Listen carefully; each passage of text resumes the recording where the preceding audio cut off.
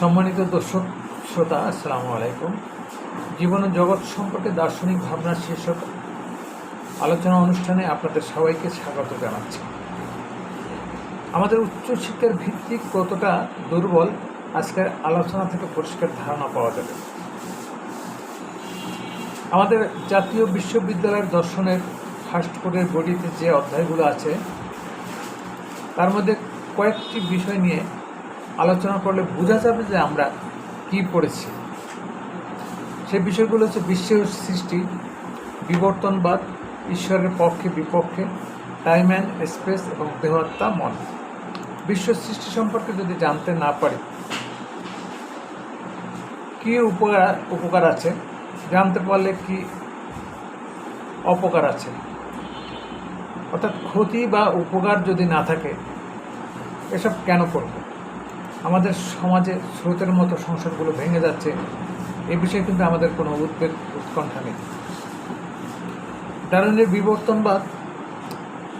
ডারউইনের বিবর্তনবাদে বলা হয়েছে মানুষের পূর্ববর্তী ছিল প্রাইমেট, তারপর বলা হয়েছে বানরের কথা। মানুষ সৃষ্টি সম্পর্কে 5টি দেশের 21টি সংগঠনের 60 জন বিজ্ঞানী একমত হয়ে বলেছেন মানুষের পূর্ববর্তী ছিল শিম্পাঞ্জি। তাদের এই বক্তব্য ভাইরাল হয়নি। মানুষ সরাসরি মানুষ আকৃতিতে এবং কত বছর পূর্বে সৃষ্টি হয়েছে এ বিষয়ে কতটা যুক্তি চায়। ঈশ্বরের পক্ষে ঈশ্বরের বিপক্ষে, অর্থাৎ ঈশ্বর আছে ঈশ্বর নেই, কোন গভর্নমেন্ট এটা ইন্ট্রোডিউস করেছে আমার জানা নেই। এরপর টাইম অ্যান্ড স্পেস, বিজ্ঞানীরা বলছেন বিশ্বের বয়স 1300 কোটি বছর। এই 1300 কোটি বছরের সময় তারা কোথায় পেলেন? সময় সম্পর্কিত তাদের কোনো ধারণা নেই।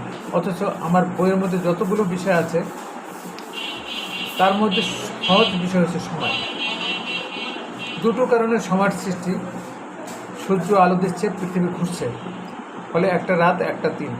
এই রাত দিনকে যান্ত্রিক উপায় 24 ভাগে ভাগ করা হয়েছে, অর্থাৎ 24 ঘন্টায় একদিন। এটাকে মিনিট করা হয়েছে, সেকেন্ড করা হয়েছে। সূর্যের চারিদিকে 365 বার ঘুরলে 1 বছর। তবে ভাববাদী দৃষ্টিকোণ থেকে বলা হয়েছে সময় বলতে কিছু না, এটা আপেক্ষিক কাল্পনিক। বলা হয়েছে এটা বস্তু জগতের ব্যাপার। বস্তু জগৎ শেষ, সময়ের শেষ। বস্তুবাদী দৃষ্টিকোণ থেকে সময়কে অস্বীকার করা যাবে না। এরপর দেহ, আত্মা, মন, এই বিষয়টি খুবই গুরুত্বপূর্ণ। এ বিষয়ে পরবর্তী ভিডিওতে আলোচনা করার ইচ্ছে রাখি। আমাদের সভ্যতার শেষ পর্যায়ে একটা ভয়াবহ পরিণতির দিকে আমরা এগিয়ে যাচ্ছি। সতর্ক হয়ে যাওয়ার এখনই সময়। আগামী প্রজন্মের জন্য ভিডিওটা লাইক, কমেন্ট এবং শেয়ার করে জানিয়ে দেন। কোনো বিষয়ে আপনাদের যদি প্রশ্ন থাকে আপনারা প্রশ্ন করতে পারবেন। প্রশ্ন করার জন্য নাম, পেশা এবং কোথা থেকে প্রশ্ন করছেন লিখে ইমেলের মাধ্যমে প্রশ্ন পাঠাতে পারেন। আমাদের ইমেল দেওয়া হলো। আগামী ভিডিওতে মন নিয়ে আলোচনা করব, তাহলে বুঝতে পারবেন আমরা কী পড়লাম।